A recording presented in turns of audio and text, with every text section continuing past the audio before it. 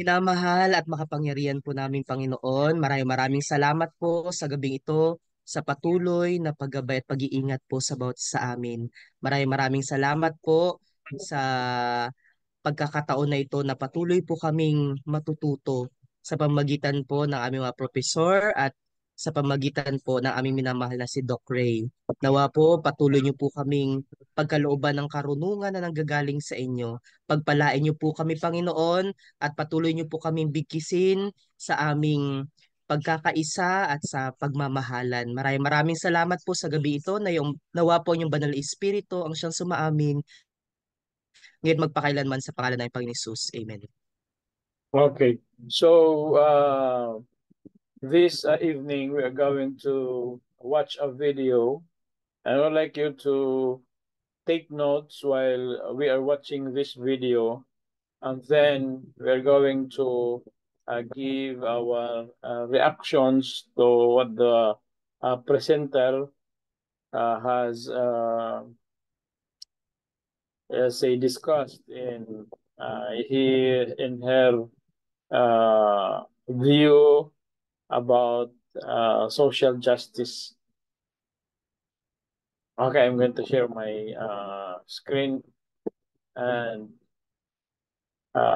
just be ready, and maybe I'm going to give you 2 to 3 minutes to look for your ball pen, or to get a ball pen, and then a piece of paper or your notebook, so that you can take down notes, and we can have a good interaction later. Okay, so 2 to 3 minutes for the preparation, so that everybody can participate.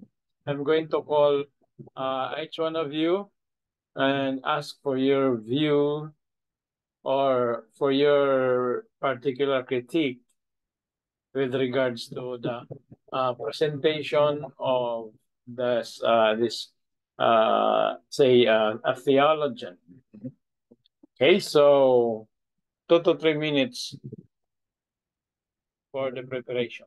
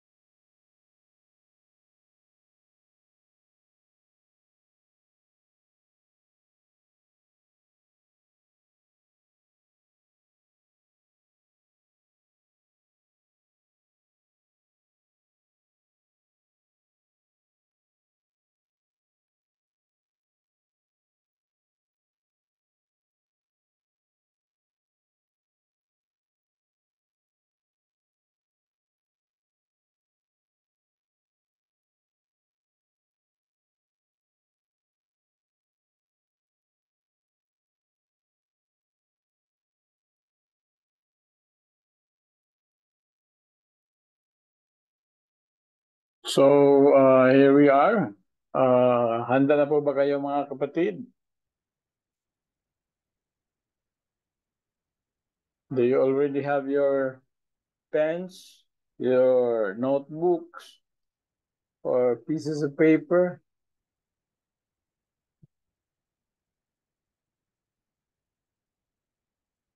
May sound ba ko? Copy, Doc. Okay. Okay. Okay. So, uh, again, social justice refers to the view that everyone deserves equal rights, opportunities, and treatment regardless of their race, economic status, sexuality, or gender identity. Last meeting, I did a little critique about uh, how the video presented its views about social justice, and the video emphasized inequality. But in my perspective, focusing on inequality is not is not hitting about the social injustice that we have, but it is just hitting the social issue. Okay, so in this definition that I have chosen, it's about equal rights. And equal rights does not mean, or do not mean uh, being equal in all aspects of life, because each one has his own endeavor. Iba-iba po ang mga pagpuprosige ng tao. Mayroong tamad, mayroong masipag, mayroong enterprising, mayroong kontento na lang siya sa kanyang pagiging empleyado. Kahit tumambling pa siya, kahit siya pa yung pinaka-the best na empleyado sa buong mundo, hindi po talaga siya yayaman. Bakit? Wala naman yayaman sa pagiging empleyado. No? Kahit ikaw pa ang pinakamabait sa lahat ng mga empleyado sa kumpanya, kahit sabihin pang ni minsan ay hindi ka na late,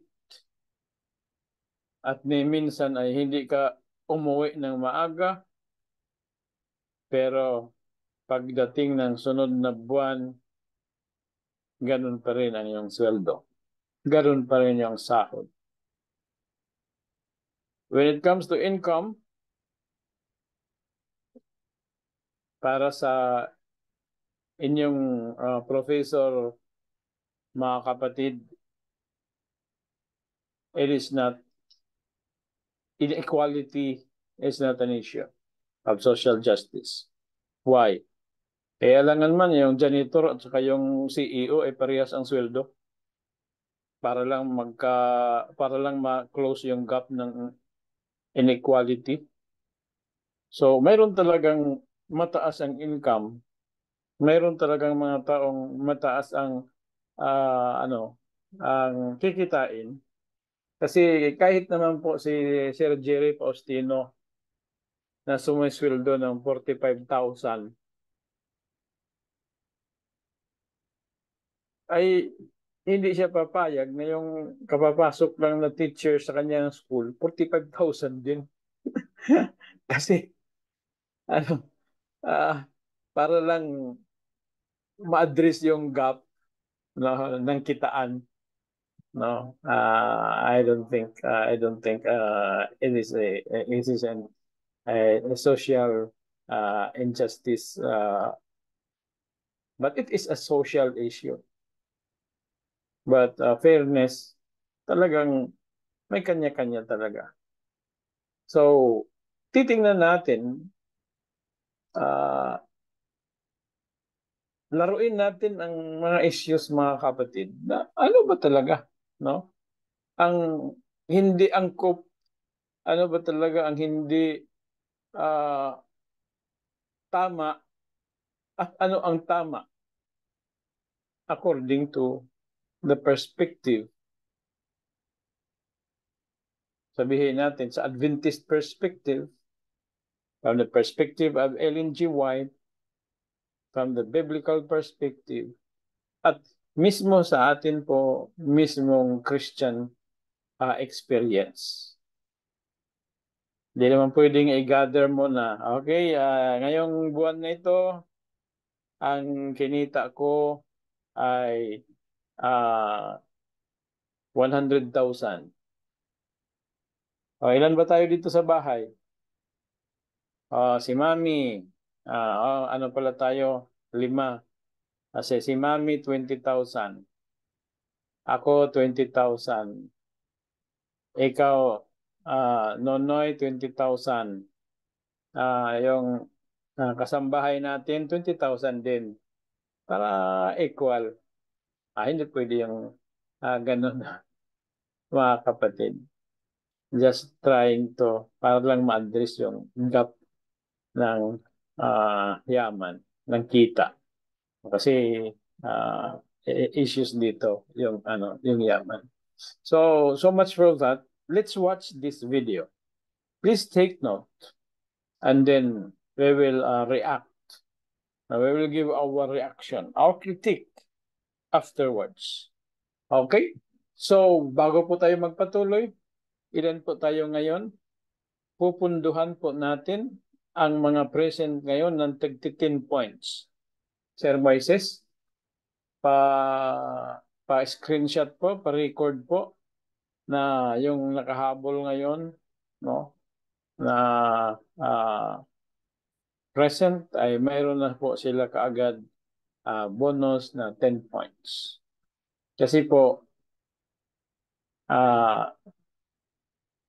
inequality hindi issue dito na yung late, ganun din ang bonus. Yung mamaya papapasok 5 minutes before the class ends, 10 points din, no? Di pwede yung ganun. No? Okay. Kahit sa point system, no? Mayroon pa rin relation. Okay, so let's watch this beautiful presentation.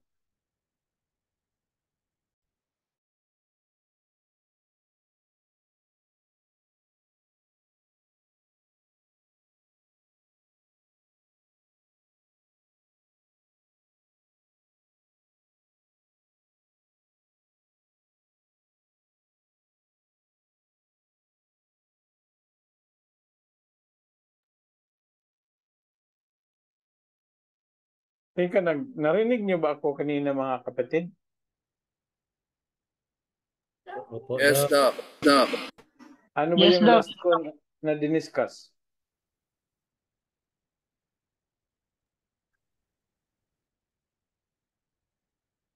Hello? Hello? Ano bang last portion ng aking sinabi? Magpapakan ng video, Doc. Magpapakan ka ng video. Hindi. Naka-mute pala ako. Matagal na ako nagsasalita. Hindi, naririnig ka namin, Doc. Bonus point, Doc. Bonus point ang huli mong sinabi. 10 point. Bakit naka-mute ako? May nag-mute ba sa akin? Doc. Naka-unmute ka po, Doc. Ngayon, naka-unmute na ako. Pero nang magpipindot na sana ako ng video, nakita ko, inak-mute ako. Then, nadinig ka namin, Doc, nung hanggang simula, Doc. Okay. So, yung illustration ko sa, family income, narinig niyo yun? Yes, Doc. Yung paghahati-hatian para maging equal? Yes, Doc. Okay. Okay, so kala ko hindi narinig kasi bigla kong nakita dito. Naka-mute ako. Okay. The Lord is a God of social justice. That's the message in many, maybe most, churches and synagogues in America and the West today. But here's the problem. The Bible doesn't actually say that. It says in Isaiah, "The Lord is a God of justice." You'll find a lot of references to justice in the Bible, but you'll never find it preceded by the word social. But you're probably thinking, what's the difference? Isn't God the God of justice and social justice? Well, not if he's consistent. You see, God cannot be the God of justice and social justice because social justice is not just. Justice is getting what you deserve without favor. Social justice is getting what you don't deserve because you are favored. Justice is blind. Social justice is not. Let's say a man robs a store. Justice demands but one thing, that he be tried in a court of justice and, if he is found guilty, punished. That is not how social justice works. Social justice doesn't only ask if the person is guilty. It asks about his economic condition. Is he poor or wealthy? About his upbringing. What kind of childhood did he have? About his race or ethnicity. Is he a member of a group that has been historically oppressed? Justice demands that everyone be equal under the law. Social justice demands that everyone be equal, period. Economically, socially, and in every other possible way. Justice asks, who did it? Social justice asks, why did he do it?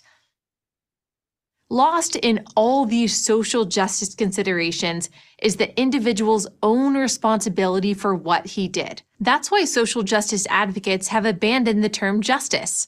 They deem justice alone as unfair. And sometimes it is. A man who was beaten by his father and abandoned by his mother is more likely to commit a violent crime than a man raised in a loving home. But those facts cannot and should not determine his innocence or guilt. Why? Because justice is first and foremost about truth. Is the person guilty or innocent of the crime? None of us is omniscient. We don't know why people do what they do. After all, the vast majority of people raised in abusive homes do not commit violent crimes, nor do the vast majority of people who are members of an historically oppressed group. Being a victim, however that is defined, is no excuse for hurting other people. And what about those who are hurt, the victims of those crimes? Shouldn't they and other law-abiding citizens be society's first consideration? Social justice advocates say no. They say we need social justice to even things out, and that means favoring the have-nots over the haves, the poor over the rich, the female over the male, and the brown or black over the white. The Bible does not see the world this way. In fact, it speaks against it in very explicit terms. Here's a law in the book of Exodus. Do not pervert justice by siding with the crowd, and do not show favoritism to a poor person in a lawsuit. Here's one in Leviticus. Do not pervert justice. Do not show partiality to the poor or favoritism to the great, but judge your neighbor justly. Moses, the greatest lawgiver in history, declares in Deuteronomy, follow justice and justice alone. And the New Testament declares in the book of Romans, God shows no partiality. None of this means that there is no place for compassion in a system of justice. Of course there is. The Bible is preoccupied with the protection of the widow, the orphan, and unfortunate. But compassion follows justice. It doesn't precede it. Also, justice in and of itself is compassionate. First to the victims of crime and to their loved ones, and second to the criminal. How can you become a better human being if you don't first recognize that you've done something wrong? That's why anytime we put an adjective before the word justice, we no longer have justice.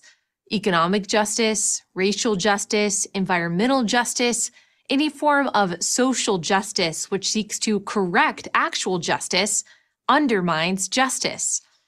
So then, if social justice is not a biblical concept, why do so many churches and synagogues promote it?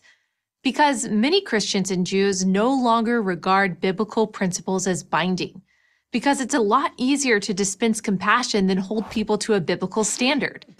And because leftism has superseded the Bible in many houses of worship. And leftism, as a guiding principle, holds that the weak are good and the powerful are bad. That's why the great battle of our time is between Judeo-Christian values and leftist values. The former is rooted in justice. The latter is not. I'm Allie Beth Stuckey, host of Relatable on Blaze TV for Prager University. Thank you for watching this video. To keep PragerU videos free, please consider making a tax-deductible donation.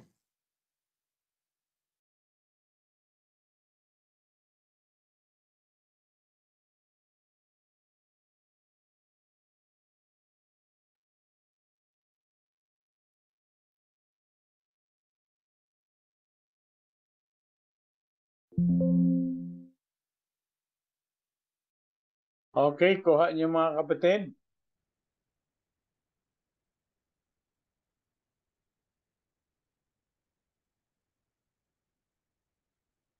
Sige.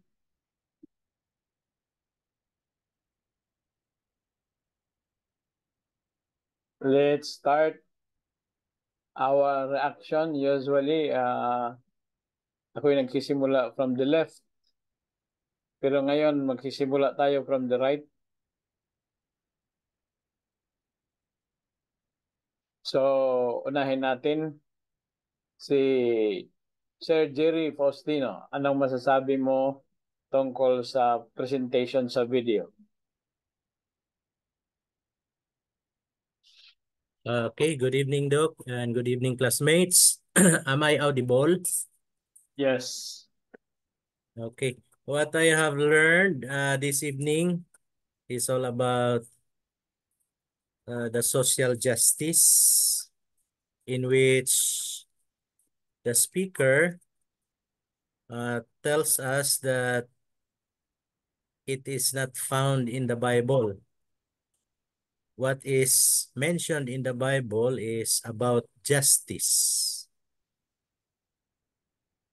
And what's this?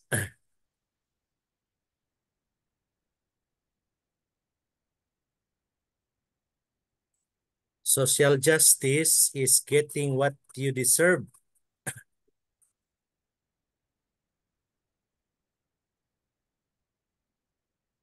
Social justice is usually referred to the unequal distribution of wealth, and even the prevalent problems that we are encountering nowadays: childhood abuse, race or ethnicity. All of these falls under the social justice. And if we talk about justice, in a biblical perspective, God is really fair. No, God is really fair. But when it comes to social justice, people tend usually to favor those who are not accepted in the society. Okay, so thank you, sir. Yeah. Huwag mo na lang ubusin kasi baka Okay, wala sir. Thank you. na masabi yung iba. Okay, Sir Jober, you are next in the line.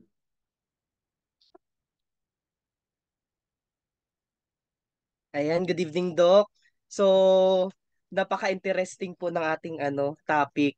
Actually, Doc, ngayon ko lang talaga na lalaman yung pagkakaiba talaga ng justice at saka social justice. So, sabi nga po dito, kagaya ng sinabi ni Sir Jerry, ay yung justice, getting what you deserve without favor. Tsaka yung social justice, getting what you deserve. So, dito po sa ating pag-aaral ngayon, siguro po ay malalaman natin ng mas malalim kung ano po ba talaga yung nararapat nating gawin. Kasi ito yung ngayon mas pinag-uusapan. Ito yung mga hindi nakukuha ng mga tao, yung totoong justice. 'Di ba po? Pero itong social justice, kaya nga po sabi doon sa video kanina, pag social justice, kailangan marami tayong i-consider. Mahirap ba siya? Mayaman ba siya? Ano ba yung ginawa niya? So, kaya nga po pagdating sa mga ah, pagbibigay no ng mga social justice, marami tayong pinapahalagahan. So, ngayong gabi, Doc, ay ako po ay thankful dahil alam ko malalalam, mas mapapalalim natin ang ating pagkakaalam tungkol sa social justice na dapat ito talaga yung dapat nating pahalagahan, no, dahil ito yung nais na ating Panginoon. So getting what we deserve. Opo. Thank you, Doc. Okay, thank you very much. Let's hear from Arnold.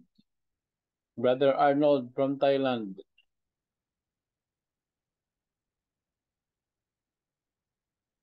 Tinamaan ka ng aking kaliwa kanan. So, nasa kanan ka So, ikaw ang sunod.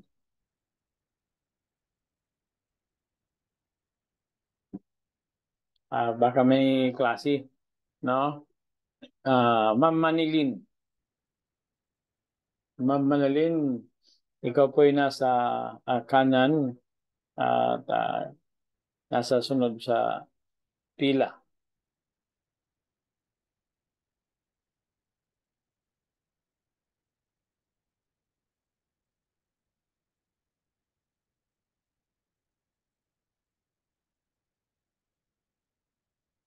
Okay, so wala pa si Ma'am Manilin, nasa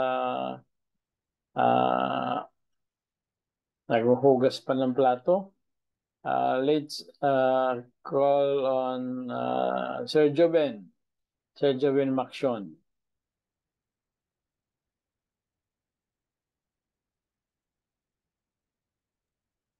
Hello, am I audible, sir? Sir Joven, okay po ang signal mo. Go ahead. Yeah, okay. So I would agree with the presentation because I think the video is telling that social justice is actually a fair balance in the distribution of wealth within the society or opportunities. So if we take her example about environmental justice, it would say that what God has created in the beginning, when God created, and He said that everything that was created is good, it means that it should be good for everyone. So the Bible actually are full of illustrations and references where we see that God's justice refers to one of our right and privileges that was already created by no other less than our Creator. Yun po ang na kuha ko doon sa video, Doc. Okay, next is Kidlar Bael. Kidlar Bael.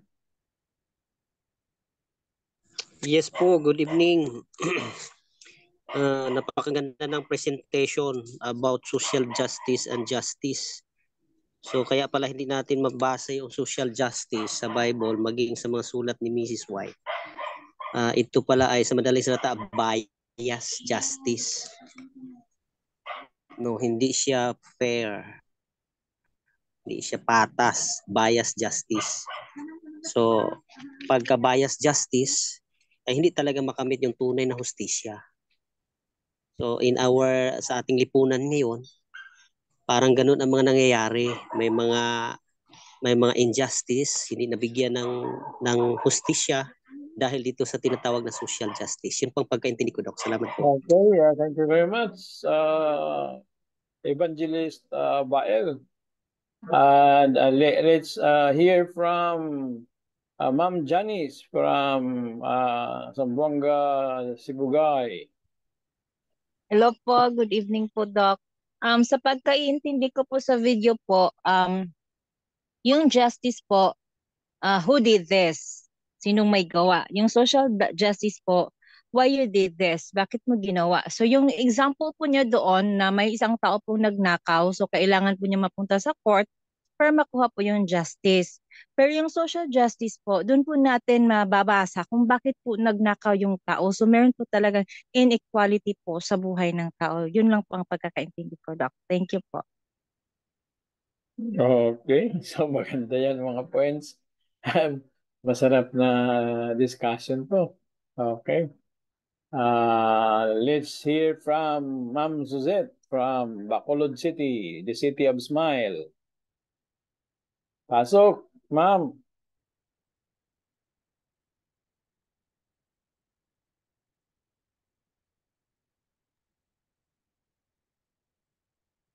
Nasa tricycle pa.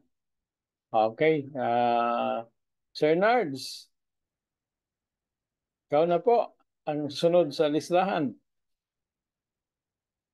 Ikaw yung sunod sa aking hit list.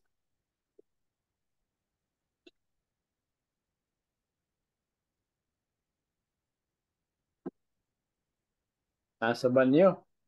Nasa banyo pa. Okay, tingnan natin. Si Sir Raul from Sok Sargent ba to? Sok Sargent? Arms. Ano, arms? Ano ba yun? Bangsamoro. Okay. Sir Raul.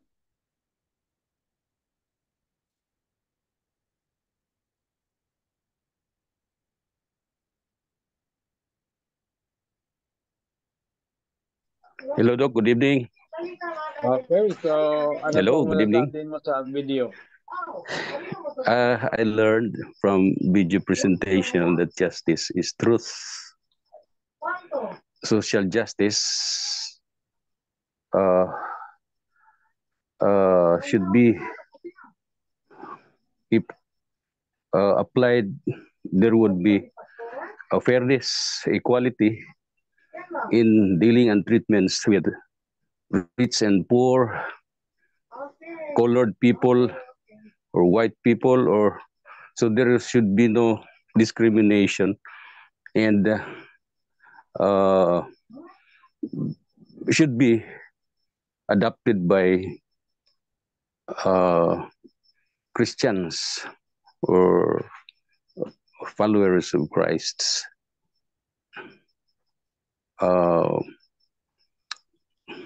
Yun lang po ang naintindihan ko, Doc. Fairness and equality.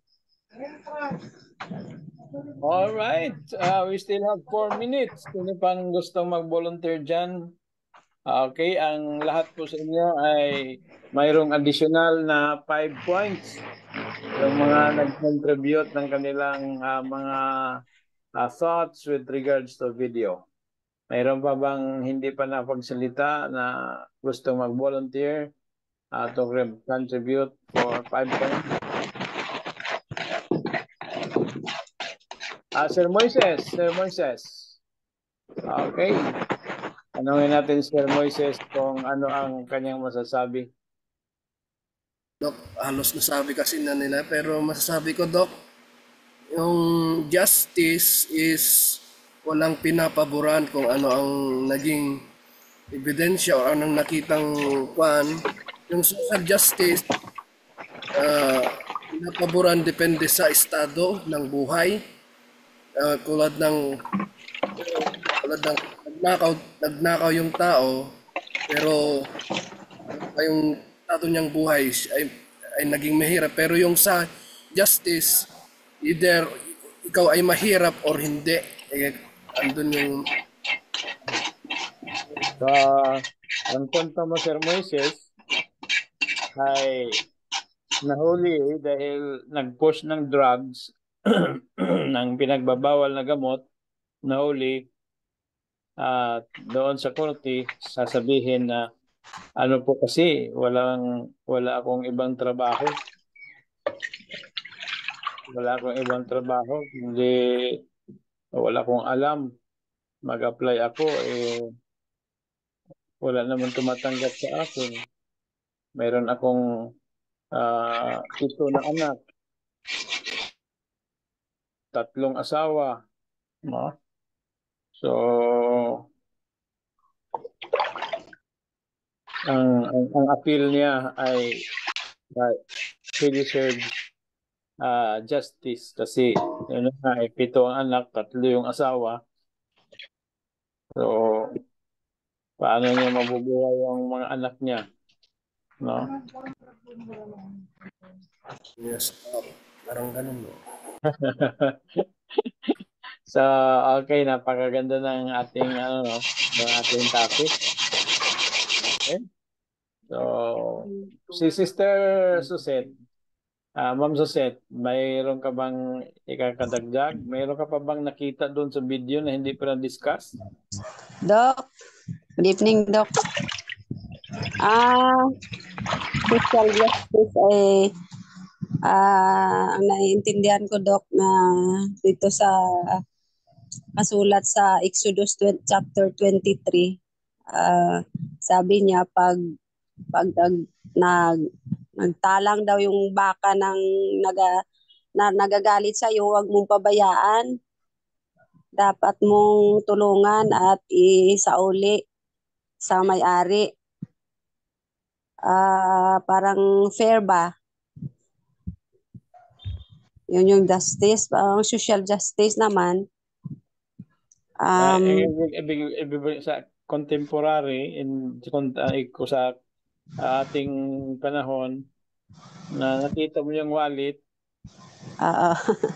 may laman na 1,000 ang wallet, tapos nandun yung picture ng may-ari, tapos nagkataon na wala talaga pambili ng gatas. Walang pambili ng gatas eh. Ano ba yun? Sagot ba sa panalangin? Ang sabi daw is uli daw, Dok eh. Pero sa atin nga, sa panahon natin ngayon, pag nakita yung pera, yung wallet na may pera, sinauli ang wallet. Sinauli ang wallet, ang pera wala na. Wala na. Kasi nakalagay doon,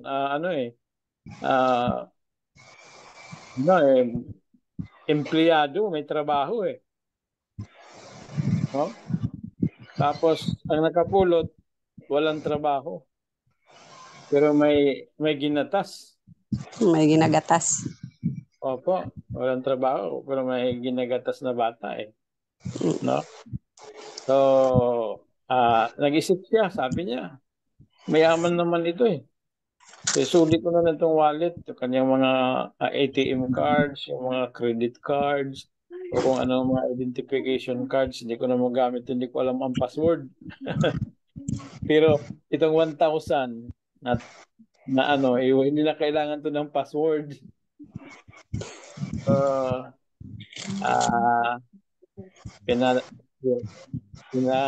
Pinalalamob niya yung wallet doon sa address. Binawasan ang 1,000 ng 150 pang bayad sa shipping. Bayad sa shipping. Ano po yun? Ano po yan? Justice or social justice? Ano natin si Sergio, ano po masasabi mo doon? sa naiwan yung Doc, yung wallet. Nawala na yung justice Siguro Doc, social justice. Social justice Kasi Opo, social justice Doc kasi kinuha niya pa rin Doc eh. Kinuha niya pa rin po. So ibig sabihin, mabait mabait. Sinuli yung mga yung iba eh. Opo, mabait din Doc pero hindi kompleto. Dapat kompleto Doc para nandoon yung justice.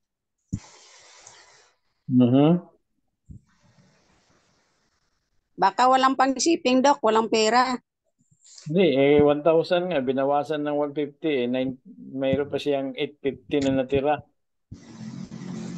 Bumili na agad ng tatlong lata na buna para may stock yung bata. Tapos sabay, Lord, thank you sa blessing. Ano kaya masasabi niyo sa mga ganun? Social justice. Wala daw favoritism daw sa justice eh. Matagal na siya naghahanap ng matagal na siya gusto magka-Bible eh. Tapos nakita siya ng Bible na naiwanan. Ito, ano na ito? Sagot na yata ito ng panalangin ko, magkaka-Bible na ako.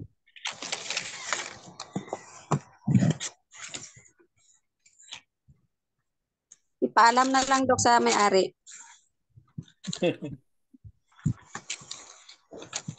Buti walang ngalan yung Bible eh. Walang address at pangalan.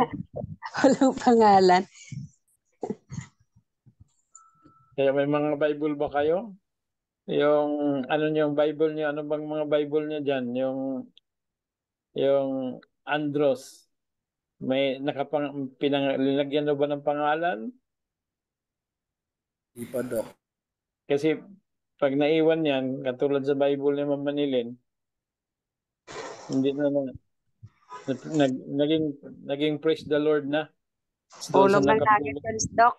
Pag walang pangalan, Doc. Sa nakapulot, praise the Lord na. Hindi na ipina-announce sa church na sino nakaiwan ng Bible. Yung Andros University Bible.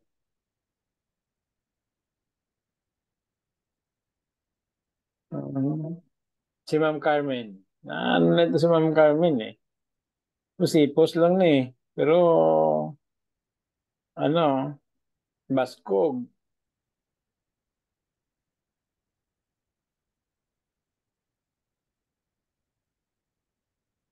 Tulog na si Ma'am Carmen kasi alas 7 na eh. Alas 7 yata yung schedule niya sa tulog. Lulok ang internet niya. Pwede mag-react doon sa Brother Osing, kumusta ka? Ayaw ni Brother Osias ng Osing, no? Osias talaga yung gusto niya, no? Brother Osias. Pwede mag-react doon sa pitaka na nawala, Doc? Sige, sir. Praise the Lord daw eh, praise the Lord May other term yata yung narinig ko, yung tinatawag nila na lesser evil. Ano yun? Situational ethics. Situational ethics. Against moral ethics. Ang moral ethics, pag nakita mo, isauli mo talaga kasi isauli mong buo. Kasi yon ang law. The law demands that you should be honest. Pero pag situational ethics, may malaki kang pangangailangan, pwede mo na yung gamitin kasi nandyan na yan, nakita mo. Tulad nung nangyari noong bagyo yon sa Tacloban, sa Samar. Nagugutom na yung mga tao tapos yung bodega ng mga bigas ayaw pabuksan. Pero ang mga tao pumilit kasi wala na silang masasaing. So they embark, puwersahan nilang kinuha doon. Nag-justify ang ibang mga religious leaders doon na yun ang sabi nila na situational ethics. Nagugutom na tapos nandyan ang bigas. Bakit ayaw gamitin? So in times of emergency, sabi nila, situational ethics comes in. Yun po ang naintindihan ko, Doc. Paano yung sabi ng mga Jehovah's Witnesses, be faithful unto death, and I will give you the crown of life. Yun na nga, yun ang moral ethics. That you should be honest and faithful. Pero may mga advocate din nan sa situational ethics. Ng Jehovah's Witnesses. Kung walang dugo. Kasi sabi ng Biblia, be faithful unto death, and I will give you the crown of life. Doon naman sa bigas na yon, pwede rin i-apply nila yun. No? Na be faithful unto death. Basta hindi isasakripisyo ang pananampalataya. No, sabi naman ng mga born again, no, na nakapokus sa pag-ibig, pagmamahal, na hindi na importante ang kautusan, pagmamahal na lang. Sabihin din nila na okay lang yan kasi ang Diyos ay Diyos ng pag-ibig. Pwede pa namang mapatawad dahil hindi naman kasalanan against sa banal na espiritu. So, puro may mga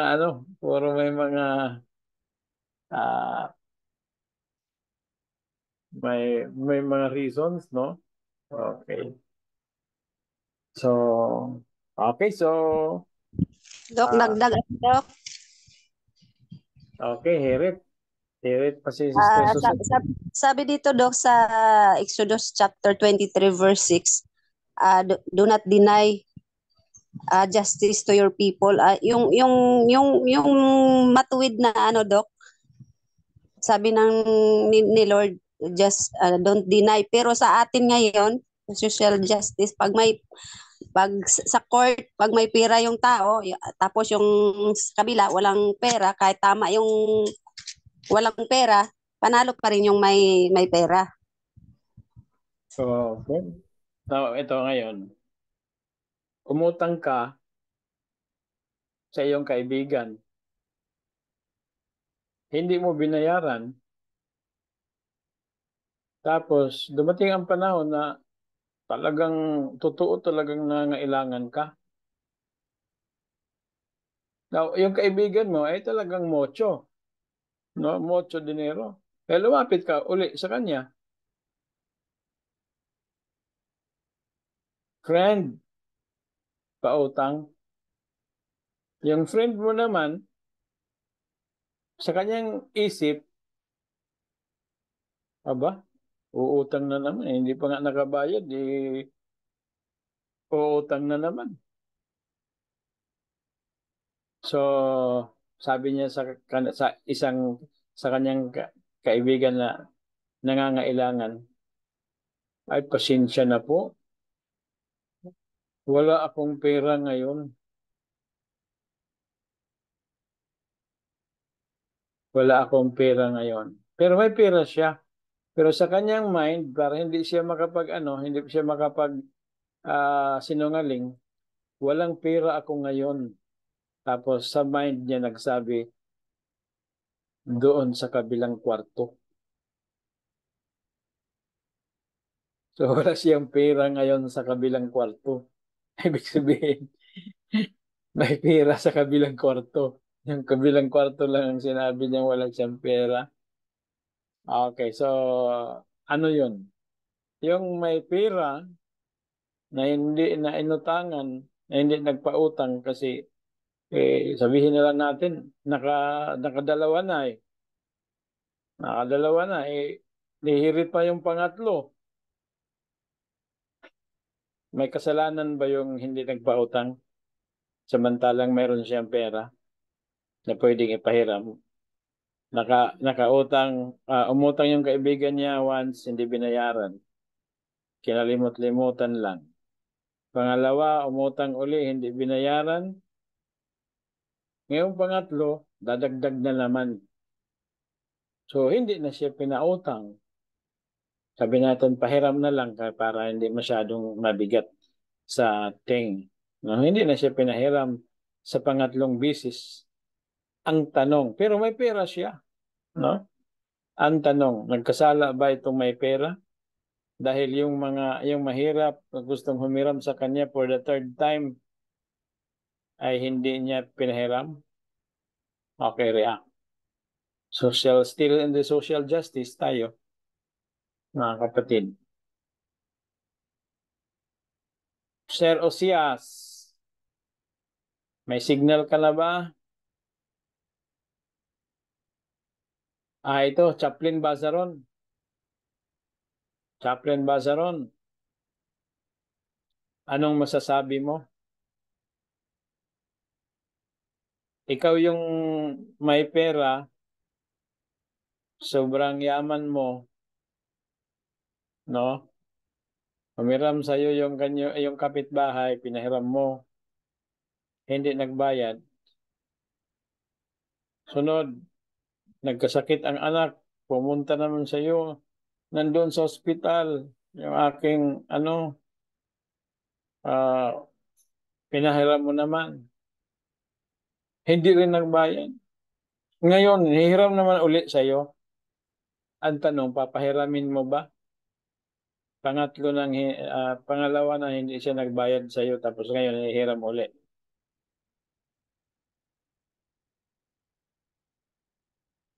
Namihasa na eh.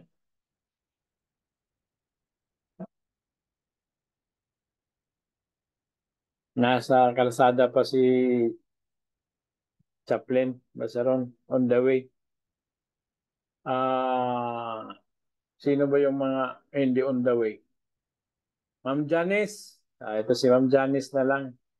Kasi nasa kusina kumakain. Pwede to.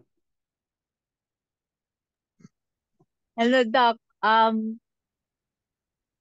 Para sa akin, Doc, once is enough, twice is too much. Joke. Depende po sa Right. status, Doc, kung Yung ano price, ba, pangatlo na eh. Pangatlo na.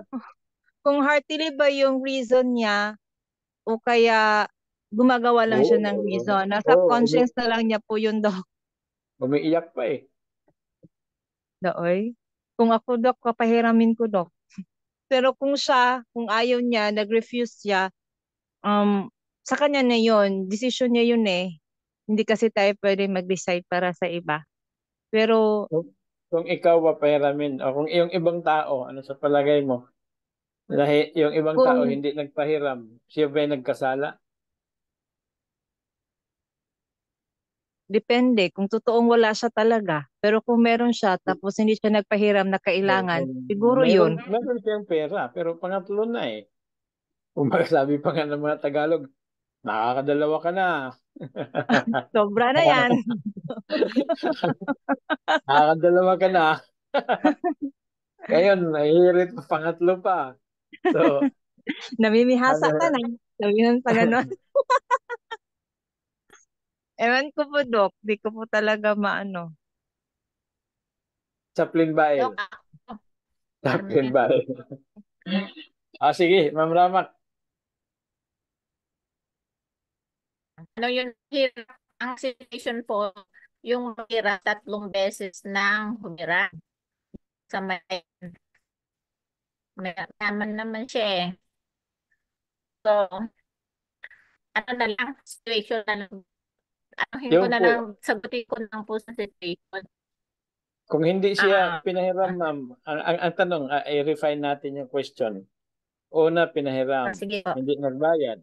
Pangalawa, hindi humiram, hindi rin nagbayad. Ngayon bumalik, pangatlo, hihiram na uli. So, yung hinihiraman ay hindi na siya nagpahiram. Okay, let's be sa ating situation, no? Hindi na siya nagpahiram. Ang tanong, is it a social injustice? Sagutin ko po ng rekta. Ano naman eh, mga 2 beses na. Maiipunan na kasi pagpahihirmin niya. Pero gawin ko po na mas ano naman, yung mahirap kasi, mahirap sigurong pinagkukunan. Kaya hirang nga ng hirang. Kung ako yung sa situation ng hinihiraman, ano po eh, tuturuan ko siyang siyempre business, kaya naman manin. Tuturuan ko po siyang kumita. Nangyayari po yan dun sa office ko eh.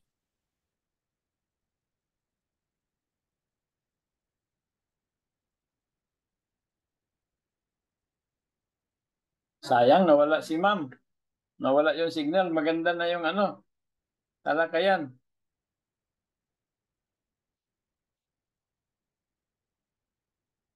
Nalala po ako. Hindi na ako ulit.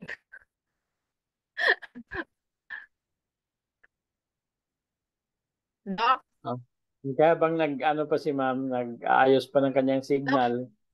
Sa probinsya kasi nawawala po kasi pero ito na po ako ulit. wala, okay. Ano mo na, punta ka doon sa may bandang Oh, kusina. Malakas ang signal doon sa kusina. Ah, nawawala.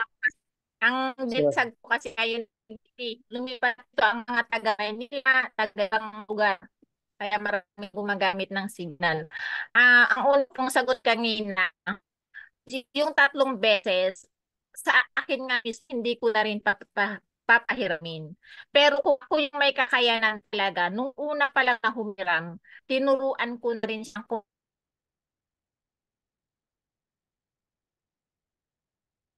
sayang. Hindi marinig. Okay, advertisement muna tayo. Sa probinsya, mayroon din nangyari yan. Sa probinsya. Naking, ay te, paingi ng malunggay. Tapos, sige, kuha lang. Pagkasunod na linggo, andito naman. Te, paingi ng malunggay. Sige, kuha lang. No? Pagkasunod na naman, nandyan naman.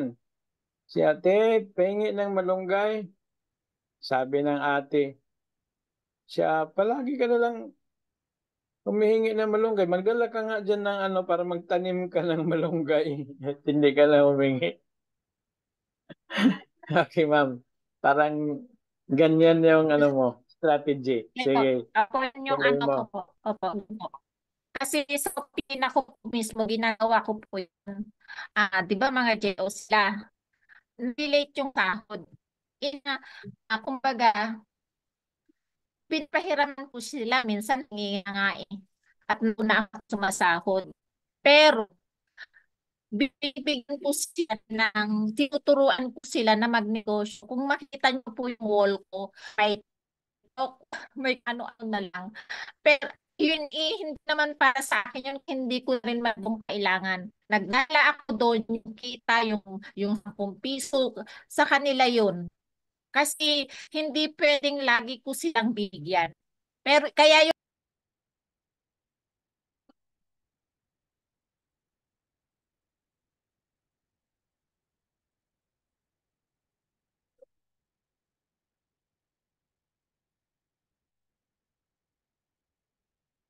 Okay, so kahit nawala ng signal si Ma'am Ramak, ay nakuha na po natin ang kanyang gustong iparating na, say for example, pinahiram once, ay bumalik, hindi pinabayad o utang na naman. lang po yung para sa akin. So yung point doon, huwag mong paabusuhin ng pahiram, no? Kundi tulungan mo siya na kung paano siya kumita kasi hindi siya kumikita eh, no?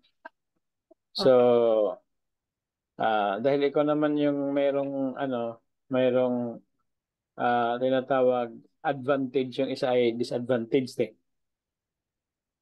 Katulad ng ng vision ni Ma'am Manilin sa kanyang church, no? Maganda 'yun eh, no? Nag-extend ng tulong, physical, emotional, at saka financial doon sa mga disadvantaged, sa mga poor and disadvantaged members. Di po ba? No? Kasi sa church, hindi lahat mayaman. No? Mayroon din talagang mahirap. So, tayong mga may pera,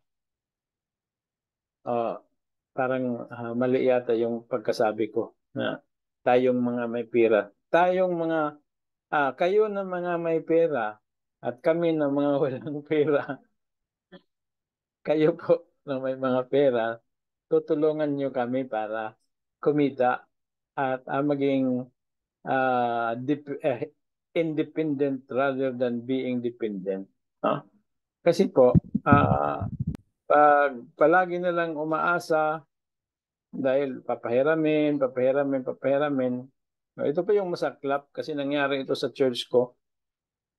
Nangyari sa church ko. Kuya, pahiram naman ng puhunan.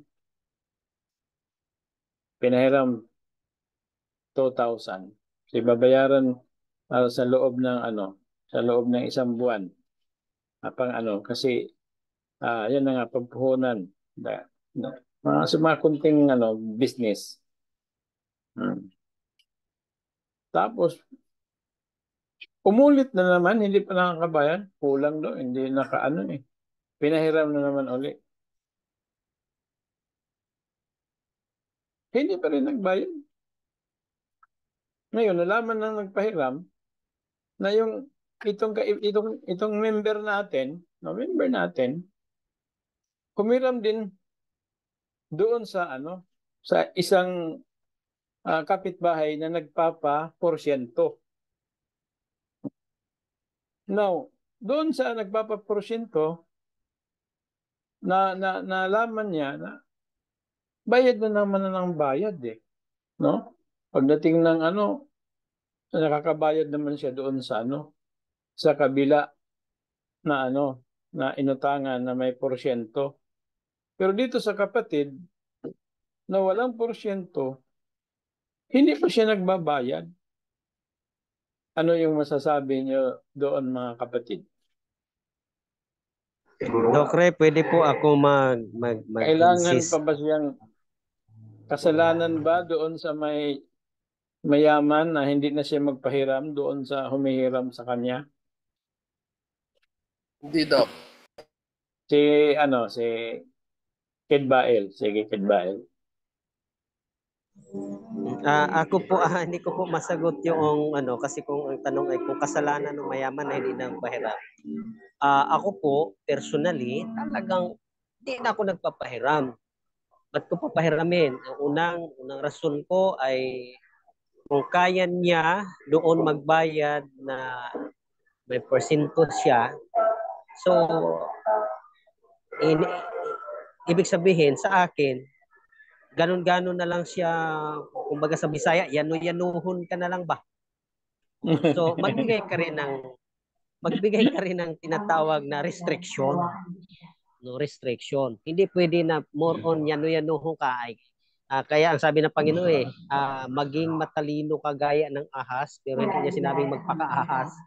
At maging maamo ka na gaya ng kalapati. So, gamitin natin yung prinsipyong yun.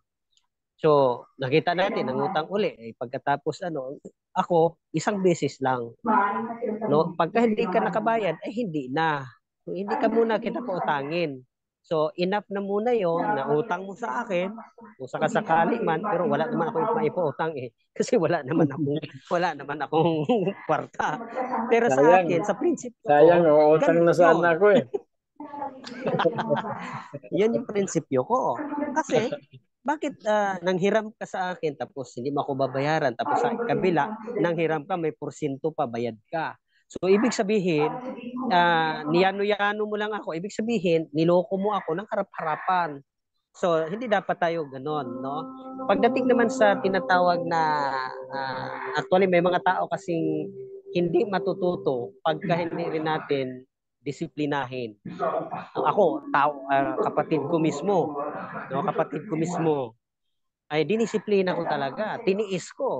Tiniis kong hindi siya bigyan para siya matuto mag-ipon, magtipid para sa kinabukasan niya. Kasi una, binata siya. O tapos, laging nangungutang 24/7 halos nagatrabaho. Walang ipon. So, ibig sabihin, may problema sa kanya. So, punta lagi, kada halos linggo, punta sa akin hiram. Sabi ko, tika lang, ikaw nagtatrabaho 24/7 halos. Ako nagtatrabaho 5 days lang. supposed to be ako ang lalapit sa iyo, ako manghiram kasi nga ikaw yung may trabaho, binata ka, walang ginagastusan. So supposed to be ikaw yung may pera. Ay, ikaw yung pwede kong hiraman. Pero bakit sa akin ka pumupunta? Tapos may isang araw pa ako na coding. So, di 4 na araw na lang ang aking trabaho. Pagkatapos sa akin ka hihiram. Hindi ba malaking insulto kaya para sa iyo? So, tiniis ko. Hindi ko talaga pinagbigyan. So, ibig sabihin, disiplinahin din natin. No? Kasi hindi natin kasalanan na natin kung alam natin na dahil yano-yano na lang at pagkatapos pagbigyan natin because nagdala tayo ng message ng Panginoon, hindi ganoon. Ayaw ng Panginoon noon. So kailangan nating disiplinahin din sila in a proper way, paraan ng ating Panginoon. Kasi ang Panginoon, una, number 1, mayroong tinatawag na intimate relationship with God. Yan ang una natin. Pangalawa, restriction, no? May restriction dapat. No, bago tayo papasok doon sa tinatawag na fulfillment. Yan po ay nakuha ko lang sa stewardship, ano po, mga kapatid, sa COP stewardship kasi yan yung seminar namin ngayon. Isa ako sa nagiging lecturer, no, ngayon maghapon sa COP. So yun po ang atin. Para naman ay napagbigyan mo na siya ng isang pieces. So uulit siya, hindi pa siya nagbayad, ay kausapin na natin in a proper way. Salamat po. Paano yun? Sinabi niya, grabe naman ito na tigulang ng iglesia, no, head elder na hindi hindi pa naman makatulong sa panahon ng emergency at natisod siya. Hindi na nagsimba. Yes po, yan. Maganda po yan. Paano, sabi kasi ng Biblia, ang sino nakakapagpatisod ng kanyang kapatid ay kailangan ay mas maganda pa sa kanya ay lagyan ng kanyang liig at itunod sa laod. so paano yun? Natisod yung tao. Maganda yan. Maganda yan. Hindi na nagsimba. Maganda yan, Dok. Maganda yan. Ako po ngayon, nandito po ako ngayon sa Tuban at merong crusade ulit dito. Kanina doon ako sa kabilang church, 3 church para sa aming COP or stewardship compliant. So ngayon, dito po sa lugar na ito, nung nangaral kami dito last 2021, maraming nabaptize. So ngayon, nung nabaptize, so ang iniisip pala nila, kasi minsan yung kasalanan din natin minsan kung bakit nabaptize ang isang tao na hindi nakilala ang Panginoon at ang nakilala ang kayamanan. Kasalanan natin yon. So doon aminin natin sa hindi. No? Minsan nakilala si sardinas, nakilala si bigas, hindi ang Panginoon na nakilala dahil sa ating mga crusades. So ako, karanasan ko yan. Kaya nga, bawat crusade ko, hindi ako nananawagan ng no? Kaya kinakailangan pag may ini-interrogate muna, tinatanong ko muna, ano po ang naintindihan nyo, nalalaman ninyo tungkol sa ganito. Pero pag sabihin niya, ay ganito, ako mismo sabihin ko, kapatid, mag-aral pa tayo ulit. Yun po ang aking paraan. Kasi they have a story behind. May pag-aaral behind, bakit po ginagawa yon. So ngayon, tungkol doon sa tinatawag na natisod siya, so minsan yung naihasik nga natin doon sa kapatid, hindi yung si Kristo. No? Bakit tayo may dala-dala mga regalo? Ito yung pain natin. Plus, meron pang, kaya ako nasabi ko yan, dahil karanasan namin dito, sabi ng isang kapatid, sumagot kayo sa tanong kasi mayaman yan. So yun si Dr. Wang dati, siyang speaker dito. Sumagot kayo sa tanong kasi mayaman yan. No? Bigyan kayo ng price niyan. Bigyan kayo ng niyan. So yun, ay bawat tanong naman ay may katumbas na ilang kilong bigas yun. Grocery. Plus may mga cash pa. Yun, nakita. Plus, ang motivation ng ating isang kapatid, sabi niya ay, pag kayo ay magiging Adventista, magiging mayaman kayo. Kita mo? So ngayon, ang daming nagpabaptize. 29 souls. Tuwang-tuwa sila. Pero ako, hindi ko talaga ako natuwa. Kasi dahil sa motivation na ginawa. So ngayon, nagpabautismo yung mga kapatid. After baptism, doon namin nalaman na ay, may mga ano pala, may mga utang, nasangla ang bahay, lumapit na sa kapatid, ay kapatid yung aming bahay, marimata na, kapatid yung ganito namin, lumapit na. So, sabi ko ba, nag-evaluate ako, bakit ganun? So, yung isa pumupunta na sa isang kapatid, nag-ano na ng bigas, utang ng bigas, hingi ng ganito, walang pambayad sa ganito. So, in-evaluate ko bakit ganun. O nakita ko ang problema. Hindi problema noong mga tao na yon na lumapit sa iyo at naging ano sila. Ang problema yung motivation na binitawan mo. So ngayon, simula noon, 3 months after ng baptism, hindi na sila natulungan. Siyempre, ang atin namang pananalapi, kahit pa yan ay umaagas, tumatagas yan. No, nawawala, nauubos, humihina. Kahit pag-aano ka lawak ang ilog, pagdating sa tag-init, na ano yan, kumukipis ang tubig, minsan ay nawawala. So, iyon yon, dumating sa ganung punto. So, hindi na ngayon masusuplayan ni kapatid na nang motivate na ikaw ay magiging mayaman kung ikaw ay ganito at makakatanggap ka ng ganito, no? Pagka ikay magnampalataya sa Panginoon, so, hindi na ngayon nagsisimba. So, ngayon sabi nila, ay, puntahan, ganito, Bible study uli, ganyan. So, ano nangyari? Naging natiso na sila kasi hindi na sila matulungan. Bakit? Ang problema natin, motivation, nagdala tayo ng pabalita ng Panginoon, hindi ipinakilala si Kristo na siya ang may-ari ng ating buhay at may-ari ng lahat ng bagay. Kailangan nating ituro sa supposed to be sa kanila na ang ating puso ang makonvert, hindi sa pagitan ng bigas, hindi sa pagitan ng kayamanan sa labi or grocery man, ayun ang nangyari sa atin. So, ngayon, kasalanan ba nila na nagganon ang gagawin nila? Hindi. Bakit? Dahil sa ating motivation na hindi si Kristo ang pinakilala. Yung grocery, kayamanan, or kung ano pa man. So, ngayon, na ano siya, na natison. So, natison siya, hindi niya kasalanan yung kasalanan ng taong nag-motivate. Kasalanan. Kaya tama po yun, Dok. Dapat talian ng bato, itapon sa dagat para hindi na kakalap ang virus.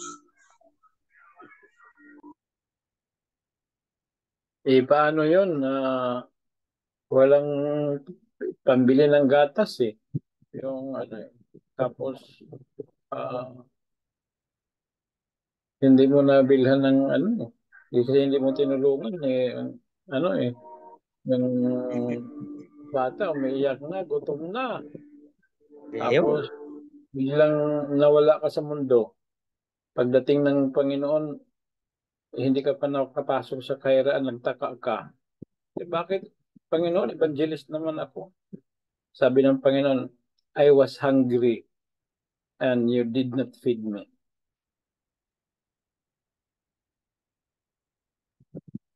I was naked and you did not clothe me.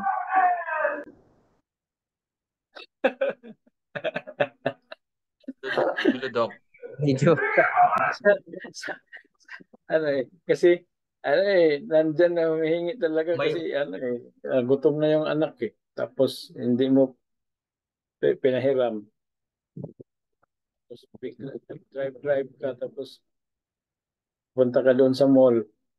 Tapos bibili ka na pala, may plano kang bibili ng medyo mahal-mahal na cellphone. Tapos na-disgrasya ka. Tapos nawala ka sa mundo. Tapos, sabihin na lang natin Katoliko kasi example lang naman ito eh. Nakita kayo ni San Pedro. Sabi ni San Pedro, ano, ay doon ka pa muna, punta ka doon sa Panginoon kung papapasukin ka. Sabi na hindi ka pwedeng pumasok. Kasi sabi rito eh, dumala na ang nakiusap ang Panginoon sa iyo, hindi mo siya pinakain. Nauhaw siya, hindi mo siya pinainom. Dok, pwedeng ano, ang sagot ko po dyan, ang lingkod ng Panginoon na tapat, mayroon siyang gagawin. No? Pag halimbawa lumapit gano'n, dahil tapat ka, at kasi kanina utang lang naman yung ating pinag-usapan. Hindi nga siya tapat eh. Kasi ano siya eh, list of these brethren. Ayun. So, kulang ng edukasyon. Sabi pa ni Dr. Aris, kailangan ng financial literacy. wala talaga ano eh. So, talagang nangangailangan talaga, no?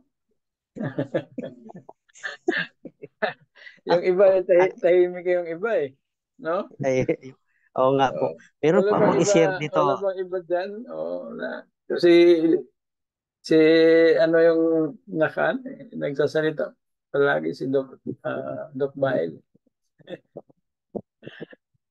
Ito Dok, last ano ko na to, i-share ko lang itong aking ginagawa rito. No? Dito, sa Mindoro, lugar to ng mga mangyan. So ako, nakita ko, ito palang mga mangyan, hindi pala ito marunong tumanaw ng utang na loob. No? Halimbawa, pakainin mo sila, o kung ano maibigay mo sa kanila, hindi pala sila gano'n, hindi pala sila marunong na gano'n. So ngayon, ang gusto lang nila, bigyan mo sila ng bigyan. Yun, manghingi lang sila ng manghingi.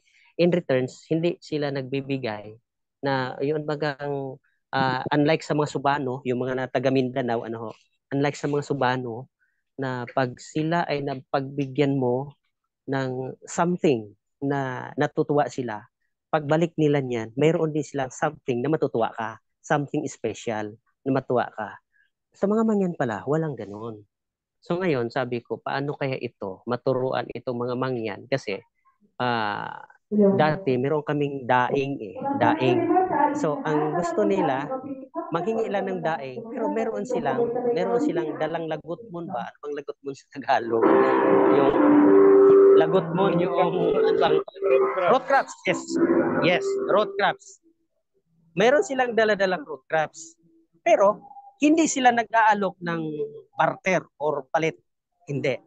Ang kanila lang, hihingi lang talaga sila sa iyo nung kailangan nila. So ngayon, mayroong nagbigay sa amin ng 2 sakong daing na reject.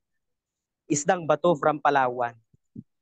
So, sabi nung nagbigay, Brad, ipamigay nyo ito sa mga mangyan. So, sabi ko, oh, maganda. So, tinitignan ko yung isdang bato na from Palawan, may danggit doon, may mulmul doon, may lapu-lapu. Talagang masarap. Sabi ko, para matuwa naman yung nagbigay, naisip ko, sabi ko kay Mrs., mahal ko, ganito gawin natin. Papalitan natin to ng root crops sa mga mangyan. Pero yung may-ari ng daing, hindi na nag-isip na may in return. So sabi ko, para matuwa naman sila. So ngayon, dumating yung mga mangyan, bumaba. Punta sa amin sa bahay. Ay, kaibigan, baka meron kayong daing dyan. Hindi. Sabi ko, ay, kaibigan, ang dami. Kung daing lang, napakadami, 2 sako ito. Pero, ito ay, sabi nung may-ari, papalitan daw ng gabi, papalitan daw ng kamuting kahoy, papalitan ng luya. Yun po ang sabi sa amin. Ngayon itong si mga mangyan, grupo nila, umalis. Di kami, sabi ko, si isip-isip ko lang, di kainin natin yan, di 1 taon. Yun, isip ko lang yun. Maya-maya, nagbalik yung mga grupo nila. Kaibigan, baka may daing pa. Magpapalit kami ng gabi. 2 kilo. Dahil marami ang daing, nagbigay kami ng 5 kilo. No, alam nating lugi yun. Kung business ang usapan, lugi yun. Pero ibigay lang din naman at ang atin lang doon matutuwa. So, noon, sabi, kaibigan, tirhan mo kami. Pagbalik namin, magdala uli kami dahil masarap pala yung daing. So, pagbalik, ayun, may dala na. May luya, kaibigan, ilang kilo ba ang iano mo dito sa... Alam nating lugi, pero iyon ang ginagawa natin. So, hanggang ngayon, pag nandoon yung mga kaibigan nating mga mangyan, ay kaibigan, baka may daing dyan. Meron kaming luya, meron kaming itong produkto namin, baka pwedeng palitan. Yan. So, ibig sabihin, tinulungan mo sila na magkaulam or kung ano man at naturuan pa natin sila na magkaroon ng kaisipan na pag nakita ka, naging kaibigan mo sila at the same time nakitulog ngayon sa amin isang grupo So nakitulog, nagsaing doon, pinasaing namin, binigyan namin ng pagkain, binigyan ng bigas, saing sila. So ibig sabihin ay natuto sila pag pumunta sila, hindi sila pwedeng pumunta sa bahay, humingi ng ganito na walang dala. Yun na ang kanilang mindset. So, ibig sabihin, hindi lamang natin sila, ibig ko sabihin ay turuan natin sila. Gagawa tayo ng paraan na matuto sila paano i-manage ang kaunting kayamanan na meron din sila. Kasi kung maging pabaya tayo, meron din talaga tayong pananagutan sa ating Panginoon. Yun lang po, Dok, at magsimula na po kami at nag-opening prayer na. Sige po, salamat po. Magandang gabi. Okay, so thank you very much for that. At tuloy natin na next time mga kapatid. Siguro Huwebes, ay April na pala. So hihiram tayo ng mga 2 linggo sa April para may pagpatuloy natin itong ating 2 session. At yung exam nyo mga kapatid na take home, ano po, May 15 po. Yung sa social justice, yung isa sa programming is April 30 ba? April 30. Tapos yung isa ay sa DPTH pa rin ay April 15. So po yung mga final exam, tingnan nyo lang doon, backread lang po kayo para mabasa niyo yung ating mga exams. Ay binigyan po kayo natin ng panahon para makagawa na ating take-home exam. No? At the same time, that's a learning experience sa bawat isa sa atin. Okay, so let's have a break for 2 to 3 minutes. Then we'll go back for our orientation.